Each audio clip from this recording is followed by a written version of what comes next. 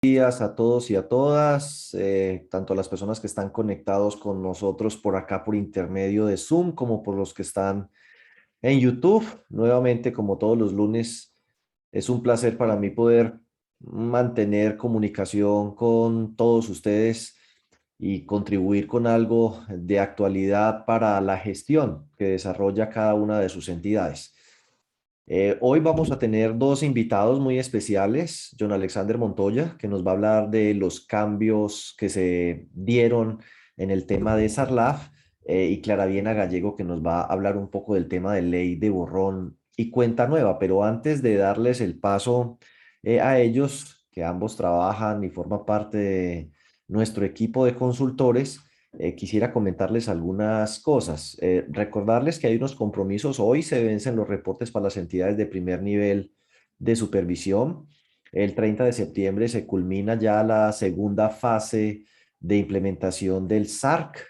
Eh, pues es posible que se den algunos, es posible, ¿no? Es lo que los gremios quieren, aplazamientos en la entrada de vigencia del tema de la pérdida esperada, por eso, pero sobre todo, sobre eso no hay nada todavía oficial, o sea que hay que seguir trabajando con la expectativa de que tiene que entrar a operar el 1 de enero del 2022, insisto, ojalá lo pospongan. Sarla, finalmente la circular fue expedida, así que ahorita John Alexander, que es nuestro experto en Sarlaf, nos va a hablar sobre el tema, qué fue lo que cambió. Pues seguramente lo que son los ajustes en materia de vinculación no presencial y lo que haya que hacer en el manual, eso al 30 de septiembre debe estar listo, pero el tema de los reportes sí sufrió unas modificaciones en cuanto a los tiempos de entrada en vigencia de los nuevos reportes, de los nuevos topes, de la nueva frecuencia. El 10 de octubre, pues precisamente es el próximo reporte trimestral, que fundamentalmente ahorita John nos contará qué tendrá que tener, si ya hay algún cambio o sigue todo como estaba antes. Y el 30 de octubre se le vencen los reportes trimestrales a las entidades que reportan mensual y trimestralmente. A las mensuales es el 20. Pues más adelante hablaremos de que vienen otros compromisos ya hacia fin de año, como es la evaluación de cartera, para lo que hay que irse preparando. Salió, y esto es una cosa muy complicada, ¿no? Si uno que se dedica solo a estudiar el tema y a ver cómo puede hacer para explicárselo a las entidades para que lo adopten, a veces se siente abrumado por tantas cosas de manera simultánea, pues no me alcanzo a imaginar yo qué tan perdidos o presionados se sienten a veces las entidades que lo tienen que poner en práctica. En ese caso, por ejemplo, acaba de salir un nuevo, no solo modificaron la circular básica en lo que tiene que ver con SARLAF, la jurídica, en el título quinto, sino que hay un proyecto de modificación para el cual hay comentarios, se reciben comentarios creo que hasta finales de octubre o hasta el 1 de octubre. Se me escapa, allí en la página web está. Pero la intención es adicionar un nuevo capítulo a la circular básica jurídica con todo el tema de seguridad informática. O sea, ese es un proyecto de circular, fue publicado creo que el viernes, muy recién terminando la semana. Afortunadamente para la gran mayoría del sector, pero pues casi siempre la Supersolidaria arranca por las de ahorro y crédito y luego sigue con las otras, así que es bueno que se preocupen o se interesen por conocer de él. Instrucciones sobre seguridad y calidad de la información para la prestación de los servicios financieros en las organizaciones vigiladas. Si ustedes ven ahí el título, parece que hablara de todas y habla de servicios financieros de las organizaciones vigiladas. Puede ser que en algún momento en el futuro lleguemos a eso. Pero por ahora, si ustedes ven el ámbito de aplicación, estas buenas prácticas en materia de riesgos tecnológicos, de administración de la información, que es parte de riesgo operativo, eh, es de aplicación para las cooperativas que captan ahorros, o sea, las que llamamos cooperativas con actividad financiera. Por ahora solo aplica para ellas, no aplica para fondos de empleados, no aplica para cooperativas que no capten ahorros, no aplica para mutuales, pero supongo yo que en algún momento y dada la importancia del tema, hacia el futuro, pues no es sino cambiar aquí el ámbito de aplicación, porque toda la norma está bien redactada en términos generales al hablar de organizaciones, Entonces, cuando se le cambia aquí el numeral al ámbito de aplicación, esto ahorita aplica para todo mundo, pues a todo mundo nos tocará implementar eso, pero no los quiero pues asustar ni más faltaba, solo decir que es una cosa que es para los próximos 4 o 5 años, seguramente para el resto del sector, pero por ahora, pensando en el 2022, a las cooperativas de ahorro y crédito que están muy acosadas en este momento porque simultáneamente están con SARC, pérdida esperada, riesgo operativo, riesgo de mercado y la Supersolidaria y el Fogacop pues con su trabajo de siempre, que es bastante, pues ahora hay que sumarle este tema de seguridad informática. Es interesante la norma en términos generales para que las estudien, para que la estudien todos con una perspectiva de largo plazo y de ver que esas cosas es importante tener en mi organización, pero por ahora como carácter obligatorio solo aplica para las cooperativas que captan ahorros del público, que como les decía yo, pues con todo este poco de normas y con todo este poco de exigencias, francamente no veo yo como bueno que una cooperativa se transforme en cooperativa con actividad financiera. Por el contrario, hay cooperativas con actividad financiera pequeñas que están intentando es transformarse, por ejemplo, en mutual, dejar de ser cooperativa de ahorro y crédito. Y cada vez son menor el número de cooperativas de ahorro y crédito y creería que el actual superintendente delegado, el doctor Serrano, pues su visión particularmente es de cooperativas con actividad financiera, menos en número, más grandes en tamaño. Él lo ha manifestado públicamente por ahí en algunos encuentros, seminarios, eventos públicos en los que ha dicho que como una estrategia de competitividad, de fortalecimiento, de crecimiento, el tener tantas organizaciones de tamaño pequeño, pues no es muy conveniente y más con semejante cantidad de regulación. Entonces, bueno, el tema de las cooperativas de ahorro y crédito sigue allí. Ahí tienen sus gremios como FECOLFIN, CONFECO, ASCOBA, SOCOP, pues para que planteen el tema de cómo hacer que todas estas cosas se adopten de manera un poco más pausadas en el tiempo y sin que se les junte tantos compromisos al mismo tiempo. Bueno, para los demás, pues ahí vamos. Mirar lo que van aplicando con las cooperativas de ahorro y crédito, porque en algún momento eso empieza a bajar hacia los fondos de empleados. Las tasas de interés del mercado, pues han seguido subiendo, lenta, pero de manera sostenida. Que ustedes ven el IBR, esta es la tendencia, ya está pues por encima del 2% hace ratico, entonces ahí está. Invitarlos este sábado, ustedes saben que nosotros tenemos una sesión de finanzas personales gratuita para todo mundo, y ustedes pueden invitar a sus asociados, lo transmitimos por YouTube en vivo y está el enlace para entrar a la sesión de Zoom a través de nuestra página web, este 25 de septiembre, Clara Viena, que ya muy pronto les va a hablar precisamente de la ley de borrón y cuenta nueva. Son charlas de finanzas personales para los asociados, donde además del tema buscamos siempre resaltar la importancia, la diferencia y la necesidad de que se permanezca fiel al sector solidario y de lo conveniente que resulta su portafolio de servicios. Esta semana tenemos nuestro evento, por favor, para que no se les olvide y se inscriban los que aún no lo han hecho, sobre insolvencia, muy importante porque cada vez estamos viendo más casos de insolvencia en el sector solidario. Es importante que conozcamos de qué se trata, cómo se identifican, cómo se previene y cómo se gestiona cuando ya se presenta. Y vamos a tener la participación de un abogado experto. El 29 de septiembre inicia nuestro programa de entrenamiento integral para comités de riesgos. Creo yo que necesitamos las personas de riesgos en nuestras entidades, nuestros empleados, los integrantes del comité, nuestros propios directivos, formarlos integralmente en riesgo de crédito, en riesgo de liquidez, en riesgo de mercado, en riesgo operativo, en riesgo de lado de activos, integralmente hablando. Ay, es que a mí no me toca riesgo de liquidez. Pues no le toca la brecha y el IRL, pero decir que uno no está expuesto a riesgo de liquidez no es cierto. Una cooperativa de trabajo asociado, la empresa a la que le presta sus servicios le deja de pagar un mes y ya no tiene con qué pagar ni la seguridad social, ni las compensaciones, ni los parafiscales, ni nada. Muerta. Un mes de atraso y se murió.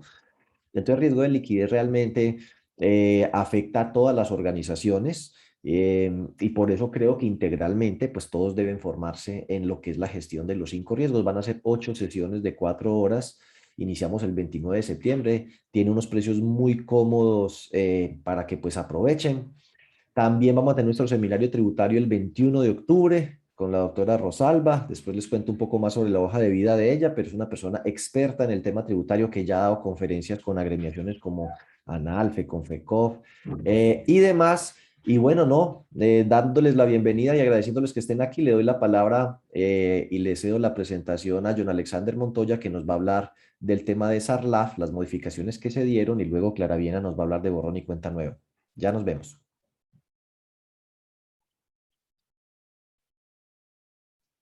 Bueno, bueno, muy buenos días para todos. Espero que estén muy bien. Mi nombre es John Alexander Montoya y hago parte del equipo consultor de Diego Betancourt y apoyo en el equipo en el tema relativo a SARLAF.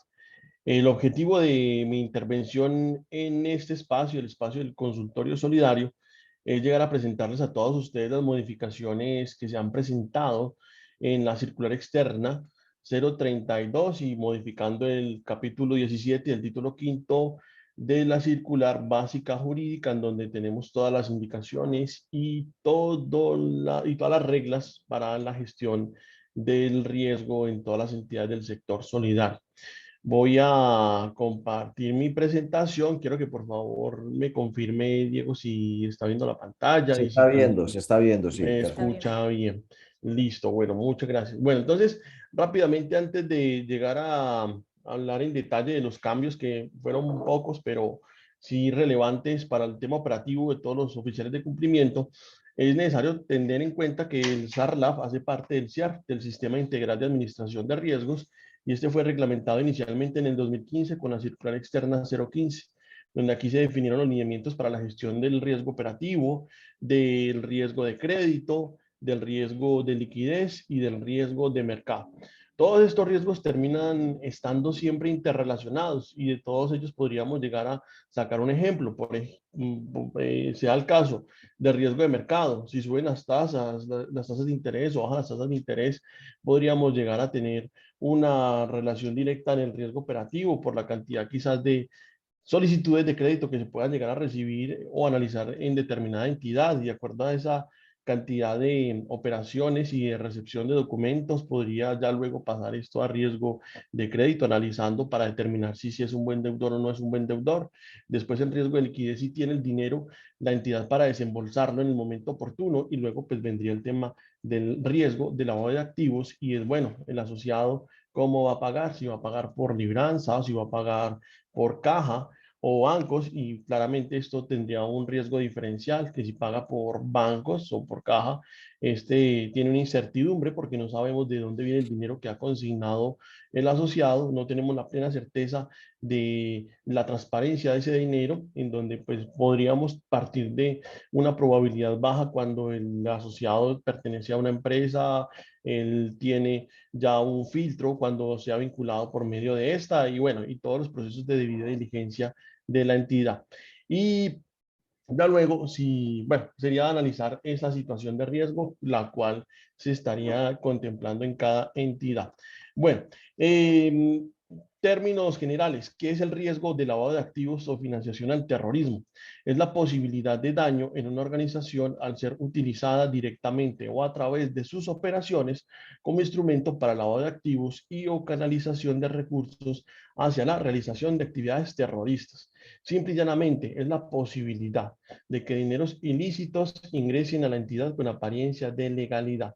Y por esta razón es necesario que todos garanticemos en nuestras organizaciones los procedimientos para la vinculación de las contrapartes y los procedimientos para la gestión de la tesorería con algunos formularios y algunas herramientas que nos permitan identificar de dónde viene el dinero que el asociado ha consignado, y donde en este momento se contempla en la circular también el reporte de las operaciones que se registren por medios virtuales en donde no interviene la organización solidaria. Así que ya se evoluciona un poco el sistema en cuanto a esa identificación, que no solamente será en efectivo, sino también cuando se da por otros medios. La segunda palabra clave de todo el sistema, o que debemos entender también, ¿qué es la financiación al terrorismo? Es el apoyo financiero de cualquier forma al terrorismo, aquellos que lo fomentan, planifican o están implicados en el mismo. Esta sería la las dos palabras que debemos tener siempre en cuenta, lavado de activos y la financiación al terrorismo en nuestro sistema, y que de acuerdo a estas dos palabras claves tener en cuenta y definir unos procedimientos y todos unos elementos para la gestión del riesgo. Rápidamente, los antecedentes del SARLAF. Todo inicia con la ley 365 del 97, en donde en esa época invitaban a las cooperativas de ahorro y crédito a acatar los artículos 102 al 107 del Estatuto Orgánico del Sistema Financiero. Y aquí ya ellos terminan siendo las cooperativas de ahorro y crédito los primeros reportantes a la UIAF, Unidad de Información y Análisis Financiero. Esto se dio porque se identificó en el sector solidario, específicamente en las cooperativas, que había un alto riesgo de lavado de activos y de financiación al terrorismo. Además, ya había evidencia de una materialización con el cartel de Cali, integrando dineros a las cooperativas, y que estas terminarían siendo más grandes que los bancos en esa época. Así que por esa razón nace el CIPLAF. Y que estos artículos 102 al 107 todavía los seguimos viendo en la circular básica jurídica, terminan siendo la estructura de todo el sistema.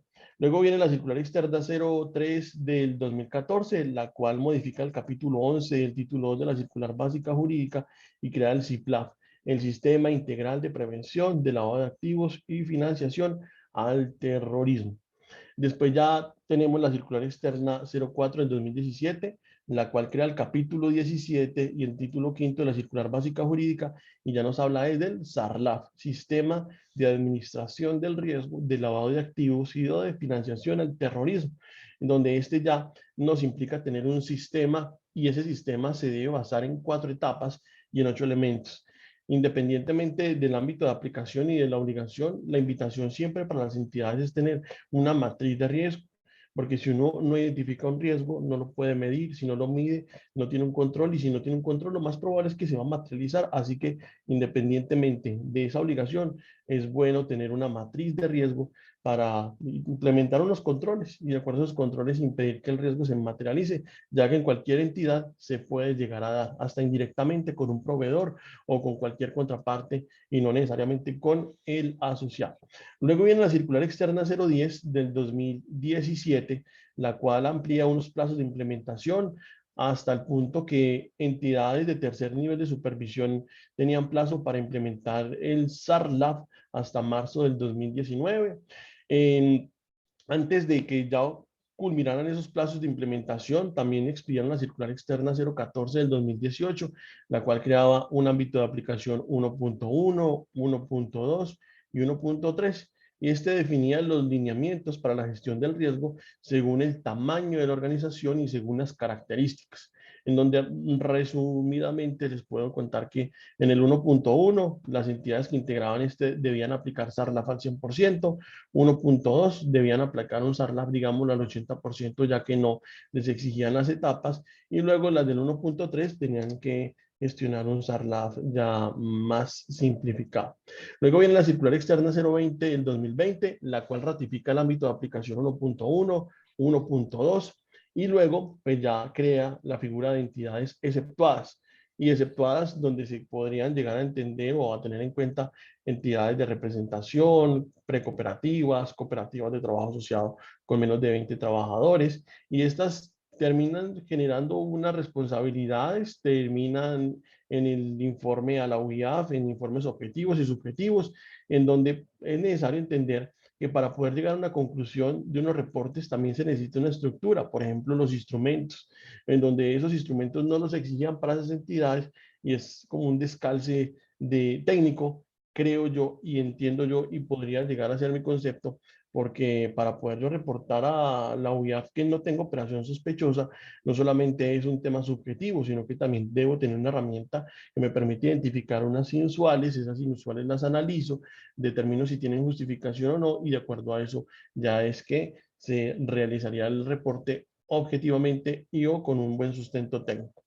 Luego viene la circular externa 032 del 2021, que es precisamente sobre la cual hablaremos en detalle en el espacio de hoy. Entonces, bueno, lo primero, antes de hablar de esta modificación, nuevamente tenemos un sistema, y ese sistema se compone de 4 etapas y de 8 elementos. Las etapas hacen referencia a la matriz de riesgo inherente, ¿sí? Entonces identifican ese evento, lo miden, planes o controles y planes de monitoreo. Esas etapas deben tener una metodología, y la metodología que sugiere la Supersolidaria a través de una cartilla de gestión del riesgo que expidió en el 2017 es la metodología del modelo de estándar australiano de riesgos, o lo que viene siendo la misma ISO 32000. Luego ya vienen los elementos, por ejemplo, tenemos las políticas, los procedimientos, la documentación, la estructura organizacional, los órganos de control, infraestructura tecnológica, la divulgación de la información y los planes de capacitación. Estos elementos deben estar todos definidos en el manual SARLAF, que a propósito debe tener su modificación de acuerdo a la circular externa 020, en donde he visto en algunas entidades que el manual SARLAF tiene menos páginas que lo que se estipula en la circular. La circular tiene más de 49 páginas y hay entidades que tienen manuales de 30 páginas. Entonces digo, no, aquí les hace falta, ¿sí? Entonces todo lo que debe contener el manual están definidos en estos elementos. Y el manual, ¿qué es? Una guía práctica, una guía muy detallada del cómo llegar a aplicar cada uno de estos elementos. Bueno, las modificaciones con la circular externa 032. Lo primero, modifican el numeral 3.2.2.2.1 y este habla básicamente sobre el tema relativo a los PEPs, las personas expuestas públicamente o políticamente, y que estas se deben llegar a conocer en detalle, y no solamente al PEP como asociado, sino también a los beneficiarios o también a quien considere como segundo grado de consanguinidad en el grupo familiar y primero de afinidad civil. Y también no solamente a ellos, sino a los que tengan alguna participación comercial directa o indirecta con ellos, que ya lo miraremos en detalle. También se modifican los numerales 3.2.7, que habla sobre los reportes externos, que ya los vamos a ver. Se elimina el reporte de asociados exonerados del reporte de transacción en efectivo y actualizan los anexos técnicos de la UIAF en donde había un error. Resulta que en la circular básica jurídica decía que se podía reportar hasta los primeros 10 días después del corte del trimestre, y en el anexo técnico de la UIAF decía que se permitía reportar hasta los 20 días. Entonces esto ya lo unificaron y quedó hasta los 20 días siguientes después del corte del trimestre como plazo máximo para reportar a la UIAF. Entonces, bueno, lo primero, lo de los PEP. Aquí habla que se debe llegar a conocer el número de identificación y nombre de los familiares hasta el segundo grado de consanguinidad de ese PEP que se ha identificado y primero de afinidad civil. Y también aquí habla de que se debe entender por asociados cercanos a las personas jurídicas que tengan como administradores, accionistas, controlantes o gestores de alguno de los PEP enlistados en el artículo 2.1.4.2.3 del decreto 1080 del 2015, en donde pues el comentario que da lugar para mí es que si es difícil llegar a conocer en detalle la información del asociado, ahora imagínense el conocer en detalle la información de ese asociado PEP y del grupo familiar o de estos asociados cercanos al PEP, en donde es un gran reto operativo para todas las entidades el poder llegar a cumplir con esta disposición de la circular. Se mantiene que se deben diseñar unos instrumentos y herramientas para identificar al PEP. Estas herramientas o instrumentos pueden ser las consultas que se hacen a través de proveedores especializados, en donde ellos le indican en un resultado el SPEP, y este pues debe ya el tener una aplicación especial en la debida diligencia, como por ejemplo el extender un anexo con información adicional, y además también el tener un monitoreo especial de al menos una vez al año, donde se analice y se determine que el uso de los productos y de los canales sea acorde a ese perfil financiero.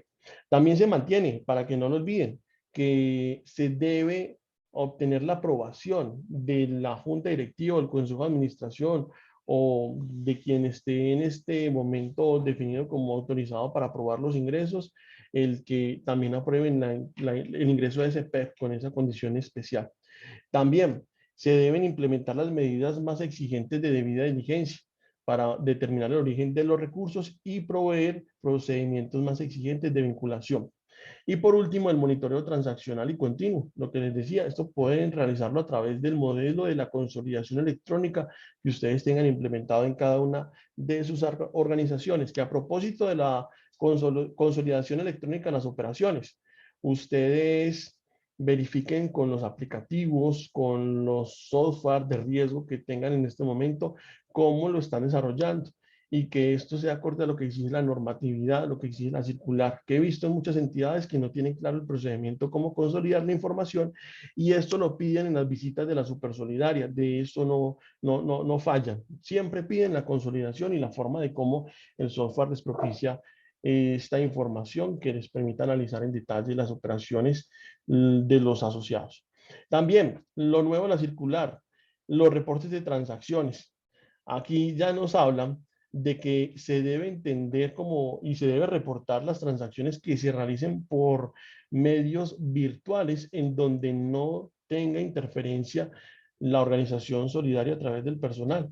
Es decir, que, por ejemplo, se podría llegar a considerar una operación virtual en donde no hay interferencia cuando se tiene una pasarela de pagos, y esa pasarela de pagos permite de una vez generar una información contable y que no necesitaría ya una intervención para aprobar o desaprobar esa operación.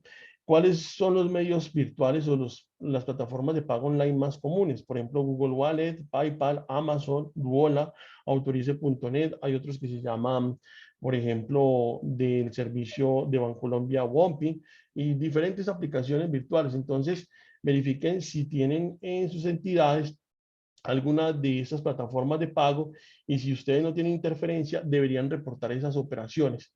Y esas operaciones, ¿a partir de qué monto con criterio? A partir de 10 millones de pesos. O cuando en un trimestre se reporten o se registren más de 50 millones de pesos, independientemente de que sean efectivo, como lo habíamos identificado en la circular externa 020 del 2020, que sí se definía cuando eran efectivo únicamente. También aquí se habla que se deben reportar cheques, ¿sí? Y que esto pues termina siendo diferente a lo que se definía en la circular externa 020. Los reportes, por el momento, 2021 y 2022 se mantienen en 10 millones de pesos en cuanto a las transacciones individuales. Y recuerden que entonces transacciones individuales se reportan cuando tengamos involucrado directamente billetes o monedas, cuando tengamos involucrados en la operación cheques por estos montos, y además cuando se tengan esas operaciones por medios virtuales en donde no hay interferencia del personal de la entidad solidaria.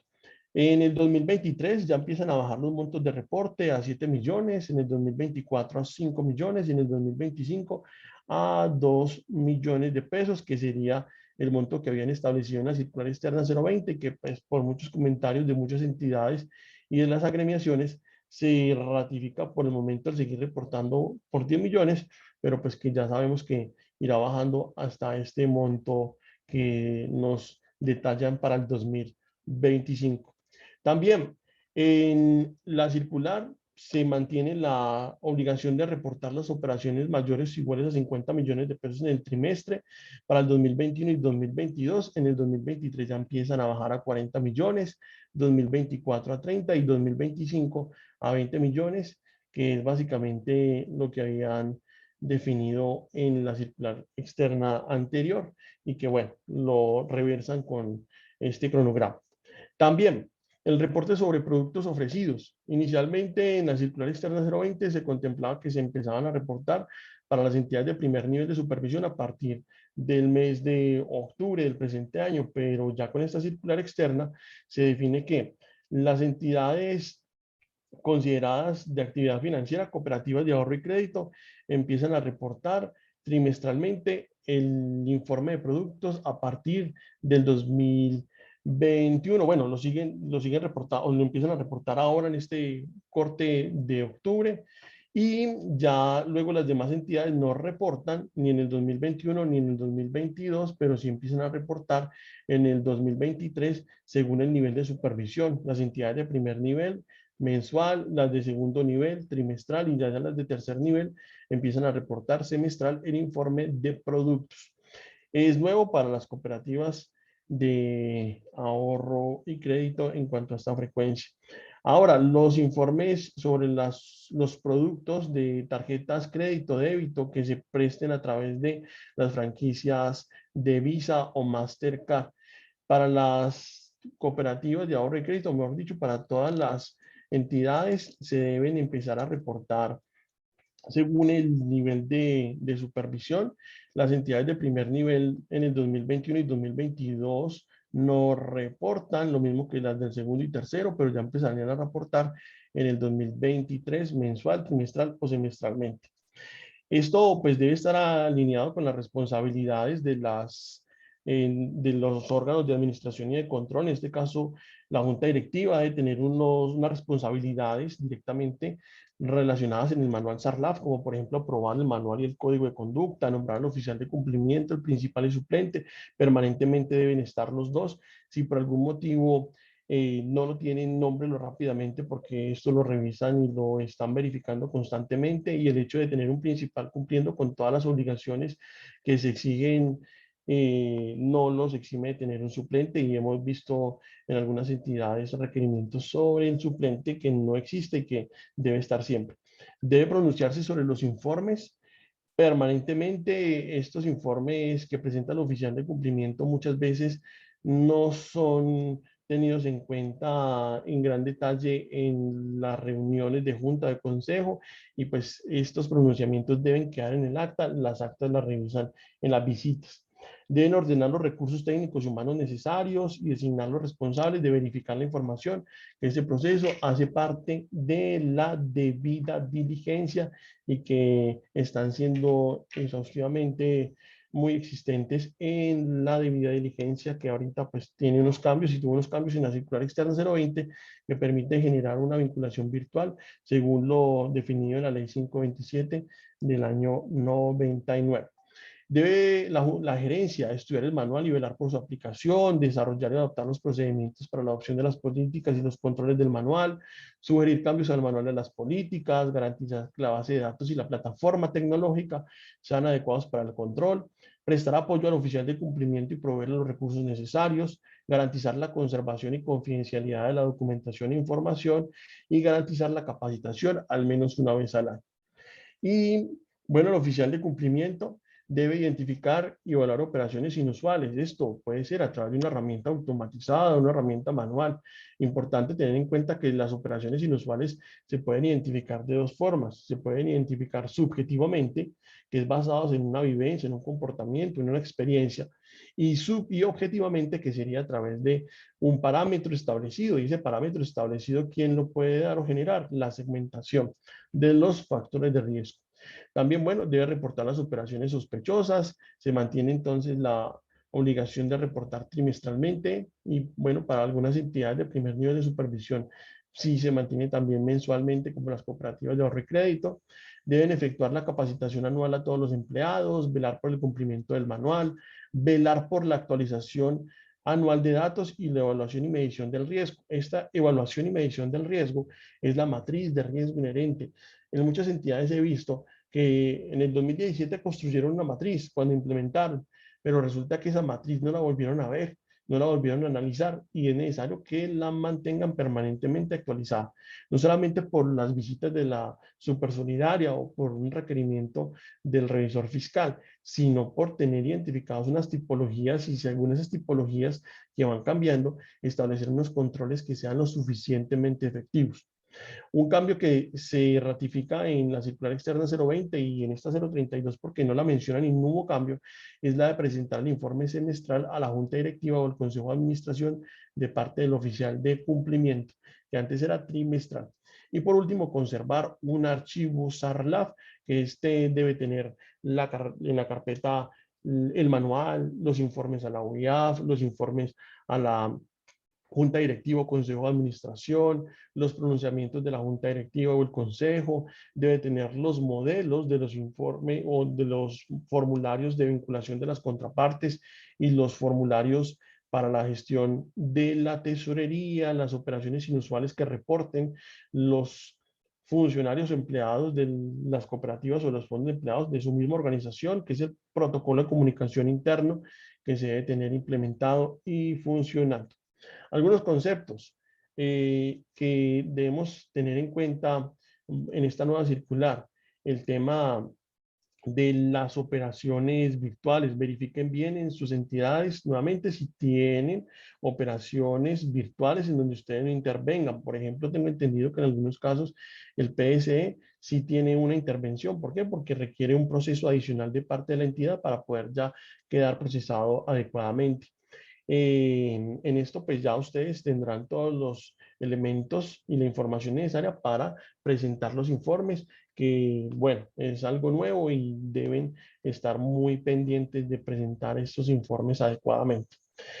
Algunos tips y algunos consejos. Primero, revise los formularios de vinculación del asociado, del proveedor, del empleado, deben estar funcionando, implementados y además deben estar siendo actualizados permanentemente como mecanismo de gestión del riesgo. Actualice la matriz de riesgo, esa matriz de identificación, de medición, de control y monitoreo. Actualice la segmentación que en alguna vez hicieron cuando implementaron el sistema no es para toda la vida.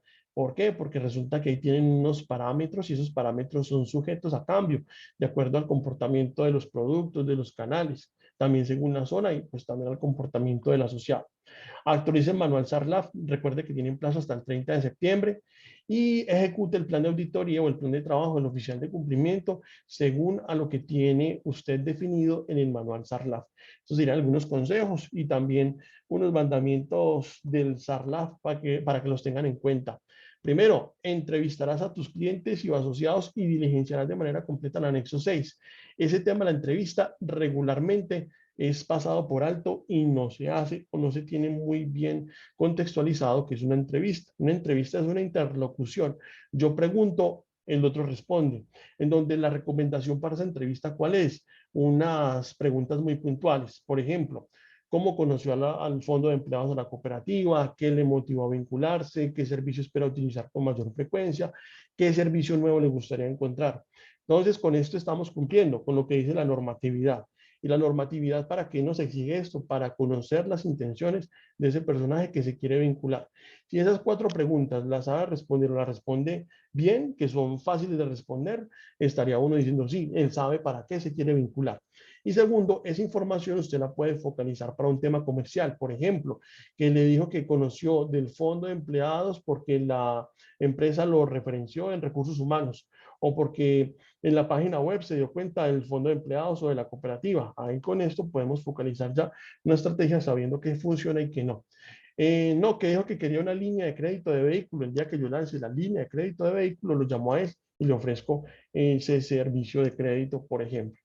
Otro mandamiento, consultarás a listas vinculantes y verificarás su identidad. Recuerden que deben consultar como mínimo en la lista de la ONU y en la lista de la OPAC. Si no lo puede hacer manual, esto pues está dispuesto en la web, hay una página que es la página del Departamento del Tesoro de los Estados Unidos, en donde aquí se dan o se permite consultar a través de una plataforma en lo referente a la lista OFAC y la lista de la ONU también está en la web, en la página de la ONU. Verificará su información y soportará sus ingresos. Importante, actualizar la información una vez al año. ¿Qué información se debe actualizar? La información susceptible de cambio. En donde si nos ponemos a revisar el formulario de vinculación y identificamos qué información es susceptible de cambio, es casi toda. Así que por esto es tener un formulario multipropósito, con el propósito de actualizar y de vincular al asociado. Que este es, digamos, el talón de Aquiles de todas las entidades. ¿Por qué? Porque el asociado no actualiza datos. Y es más, cuando se vincula, la información que da la es porque toca, porque no hay de otra para poder ser asociado. Entonces, no se estresen con que no han actualizado datos el 100% de los asociados. Simplemente ustedes tengan en cuenta las responsabilidades de la entidad y las responsabilidades de la sociedad. La responsabilidad de la entidad es propiciar este espacio para que actualicen datos a través de un formulario web, a través de un formulario físico, lo que sea. Y Ya la responsabilidad del asociado es actualizar datos. Si él no actualiza datos, pues yo podría llegar a implementar un control, como por ejemplo la no prestación del producto o servicio, en donde pues esto debe tener alguna ayuda tecnológica, por ejemplo el sistema que le informe al, al funcionario que lleva más de un año sin actualizar datos y con esto pues ya le indique que debe realizar ese proceso para poder continuar con la operación. También deben capacitar a todos los directivos y empleados al menos una vez al año, identificar operaciones inusuales, reportar trimestralmente a la OIAF, informar semestralmente al Consejo de Administración o a la Junta Directiva, implementar ayudas tecnológicas y evaluar el riesgo anualmente. Estos son algunos tips y consejos que se pueden complementar con estos cambios de la circular externa 032. Espero que sea de gran ayuda para todos ustedes y bueno, estoy atento a las preguntas y comentarios que se han dado en el chat. No, por un tema de tiempo, porque no nos va a alcanzar, lo que vamos a hacer es que yo he ido contestando algunas preguntas por el chat. Usted las va a mirar y va a preparar mejor las respuestas para el próximo consultorio. Y mientras tanto, démosle paso a Clara para que nos hable del tema de borrón y cuenta nueva, que no quiero que se nos quede sin tratar el tema. Muchas gracias, John. Entonces, Con mucho mire ahí gusto. las preguntas del chat para que en la próxima sesión del consultorio les demos respuesta. Pues yo he dado respuesta en el chat lo mejor que he podido. Clarita, sigues tú. Bueno, muy buenos días para todos. Voy aquí a compartir pantalla. Brevemente vamos a dar un pequeño repaso de lo que es ley de borrón y cuenta nueva. Aquí vamos a ampliar. ¿Ahí me escuchan? Sí, señora. Ok. Entonces, en el tema de ley de borrón y cuenta nueva, pues ya sabemos, aquí tenemos algunos links que les pueden servir para que ustedes vean esos videos y se ilustren un poco más sobre el tema de ley de borrón y cuenta nueva, que saben que desde el pasado 25 de agosto la Corte Constitucional dio vía libre a la ley de borrón y cuenta nueva y que solo falta en este momento la sanción presidencial para que entre en vigencia. Entonces, ¿quiénes pueden acceder a esta ley cuando ya entre en vigencia? La proyección es que entre 7, 8, 10 millones de consumidores de colombianos con información negativa por mora en sus créditos, en las centrales de riesgo, sea TransUnion o Datacrédito o Procrédito, podrán salir y negociar y ponerse al día con la entidad y eso les permitirá por una única vez en los próximos 6 meses salir de ese mal reporte y quedar en limpio con su crédito y eso les va a permitir pues fácilmente acceder a nuevos créditos de vivienda, a tener nuevamente vida crediticia, porque en el momento lo que se tiene es que pues cuando así usted pague, lo dejan mucho más tiempo reportado. Entonces, ¿en qué consiste dicha amnistía? Amnistía dice que por una sola vez se dispone de un plazo de un año después de aprobada y sancionada la ley, para que cubran esa deuda, para que negocien esa deuda y para poder salir de las centrales. Entonces, vamos a ver como un paralelo resumido de qué teníamos antes y qué vamos a tener después de que se apruebe esta ley. Entonces, ¿qué teníamos antes y qué va a cambiar a partir de que se apruebe? Si yo no pagaba una deuda, si yo tengo un crédito, financiero o no financiero, porque acuérdense que aquí estamos hablando de que puede ser un crédito con un banco, pero también puede ser un crédito de brilla, puede ser un crédito de celular, puede ser un crédito de unas ollas, cualquier crédito que genere reporte a una central de riesgos. Si yo no lo pagaba, tenía ese reporte por 14 años. Ahora, ¿qué pasa ahorita después de que se sancione la ley? No van a ser 14 años, sino que lo bajaron a 8 años. Antes no se informaba a la gente cuando iba a ser reportada negativamente. Ahorita ya se tiene, a partir de que se sancione la ley, que cuando una persona tiene una deuda inferior al 15% de un salario mínimo, más o menos 137.000 pesos, le deben enviar 2 comunicaciones con una diferencia de 20 días cada uno antes de ser reportado negativamente. ¿Esto qué nos permite? Pues a veces uno paga el celular y le quedó una deuda de 2.000 pesos o a veces hasta por 1.000 pesos uno no se daba cuenta que pagó de menos o que tuvo allí algún problema y no pagó completo, y uno no se da ni por enterado, y por esos mínimos reportes, mínimos dineros quedaba uno mal reportado. Entonces ahorita nos van a informar, tenemos que saber, entonces ya nos va a dar 20 días de plazo para ir y pagar esos 2.000 pesos que tenía pendientes y así evitarme ese mal reporte. Entonces eso va a ser un beneficio que va a cambiar y que se queda. Si yo no pago mi deuda y paso hasta más de 2 años, por decir algo, con mi mal reporte, así yo pague, me dejan el doble del tiempo reportado, entonces hasta un máximo de 4 años. Eso va a seguir, excepto por una única vez de estos 12 meses. O sea, me explico.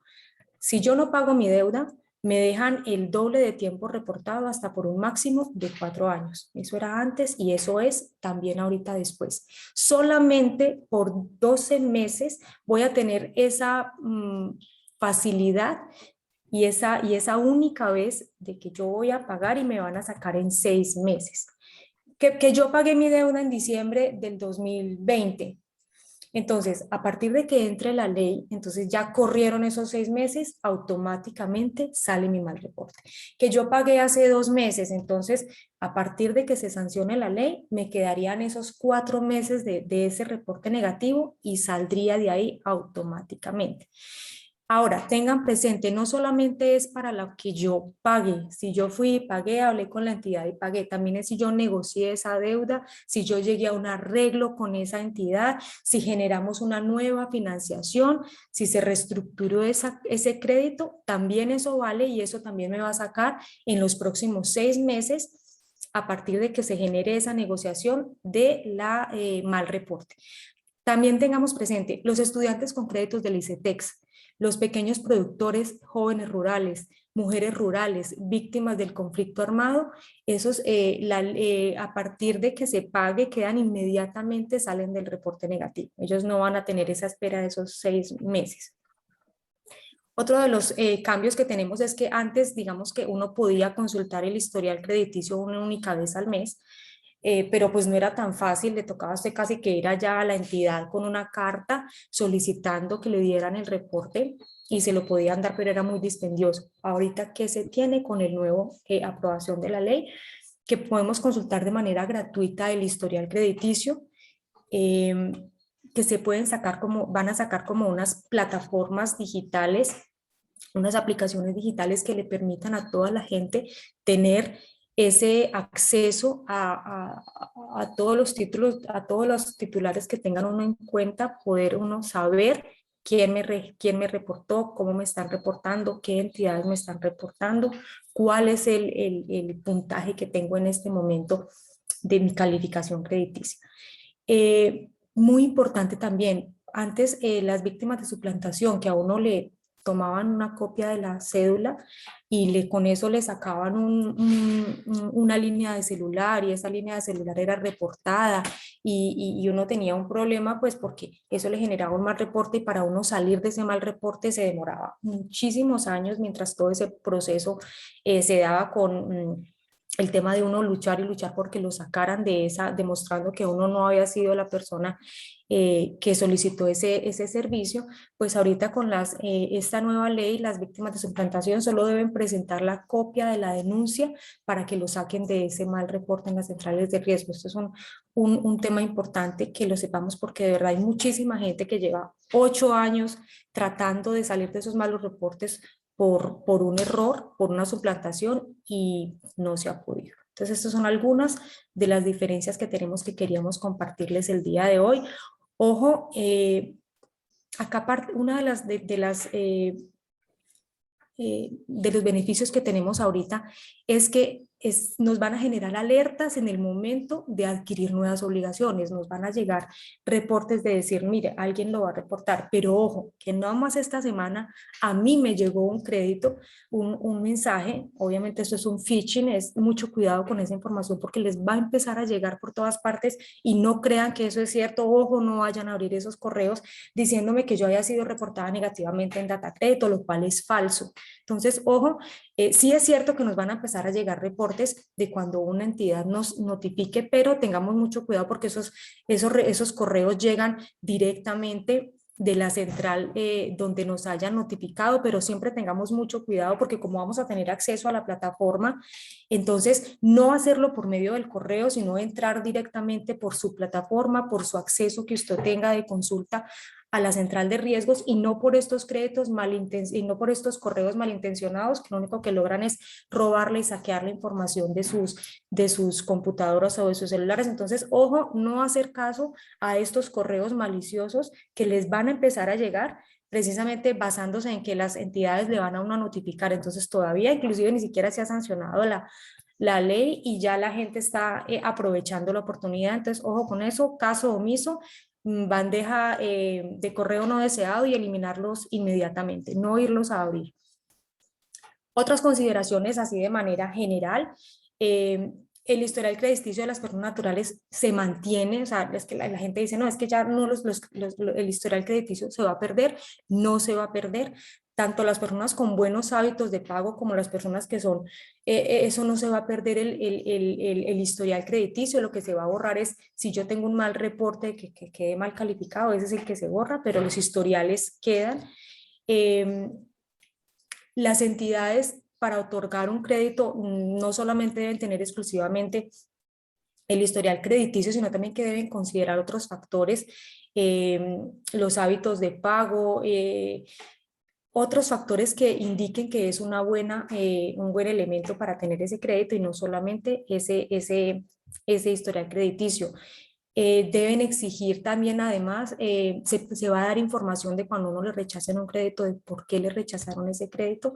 Antes, pues usted no estaba obligado a dar información, ahorita sí, se debe dar información de por qué me rechazaron ese crédito. Eso implica, pues, que obliga a todas las entidades a hacer un buen estudio de crédito, porque cuando yo tengo que darle respuesta a esa persona de por qué no le estoy dando el crédito, implícitamente me está obligando a que yo haga un muy buen análisis porque debo soportar esa decisión que yo tomé como entidad respecto a un crédito que esté solicitando. Se eliminarán los reportes negativos causados entre el inicio de la emergencia sanitaria causada por el COVID desde marzo del 2019 hasta el 31 de diciembre del 2020. Los malos reportes que se generaron en ese momento, esos se van a retirar siempre que los titulares de la obligación hayan intentado una reestructuración o hayan intentado una negociación de esa obligación. Posteriormente, si usted después del 31 de diciembre del 2020 continuó con el mal reporte y no pagó y no hizo ningún tipo de negociación, pues ahí sí, ese reporte queda. Recuerden que este beneficio no solamente es para el que pague la deuda, sino que también para el que refinancie o reestructure esa deuda durante esos 12 meses de la amnistía, pues van a tener esa facultad de que lo retiran inmediatamente de las centrales de riesgo. Importante que tengamos presente que nosotros como entidad ya debemos tener claras esas alertas para saber cuándo un crédito está con dificultades, cuando un crédito tiene ese riesgo de que no me paguen, porque inminentemente, y lo van a ver ustedes en muchos publicidad por abogados en este momento, que dan muchas opciones para que la gente solucione su tema financiero, y entonces dice, mire, usted lo que tiene que validar es si su crédito ya prescribió, si su crédito caducó, o también otra de las opciones que están dando es el insolvente, la declararse insolvente, porque sabemos que eso tiene unos beneficios para esa persona que se declara insolvente, y obviamente uno de los riesgos que tenemos en este momento es que cuando se declara insolvente, pues inmediatamente esa deuda se maneja como una renegociación o se maneja como un pago, cuando pues se da la opción de que con cero paga todo.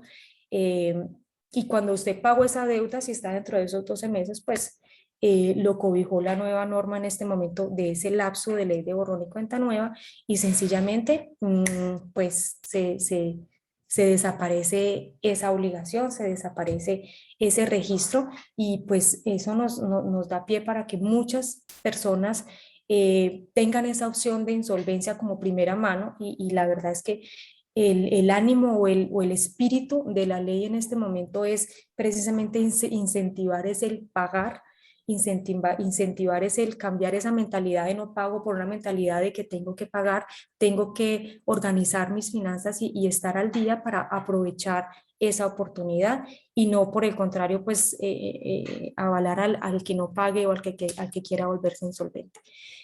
Muchísimas gracias. Ese es a grosso modo un breve repaso de insolvencia. Los invitamos para que nos acompañen el 25 de septiembre en el seminario de finanzas, donde vamos a tocar más profundamente ese tema de ley de borrón y cuenta nueva que nos interesa a todos los colombianos. Muchísimas gracias. Bueno, muchas gracias, Clara. Espero pues que a todos esto les haya generado el deseo y la inquietud de participar en nuestro evento este 24 de septiembre con el abogado, el doctor Edgardo, de la firma Londoño y Asociados. Vamos a estar analizando estos temas, no solo el tema jurídico y una gran cantidad de inquietudes que tienen, sino cómo identificar esos potenciales insolventes en el momento del otorgamiento, que es lo más importante, pero también en el momento del seguimiento, del monitoreo, al hacer la evaluación de cartera, es muy importante identificar personas que potencialmente pueden insolventarse, pues para desarrollar estrategias que les vamos a proponer que mitiguen el impacto negativo que ello pueda tener en los balances y en los resultados de cada uno. Entonces, este 24 de septiembre, esta semana, tenemos ese tema. Algunas inquietudes que me estuvieron planteando las estuve respondiendo por el chat. Y como ya les dije, en lo que tiene que ver con Sarlaf, algunas traté de contestarlas por el chat y las otras las vamos a estar entonces tratando en nuestro próximo consultorio. John Alexander va a estar mirando todas sus inquietudes, profundizando sobre el tema y va a preparar pues esas respuestas al respecto. De todas maneras, sepan que el 20 de noviembre tenemos el seminario de actualización de directivos y empleados sobre Sarlaf, donde hay unos precios pues muy competitivos para que aprovechen y matriculen 20, 30 personas a todos sus directivos y empleados de una vez y hagan esa capacitación. Una pregunta y entonces con eso culminamos el día de hoy. Sara, por favor, que levantó la mano, haga su pregunta y con eso culminamos hoy.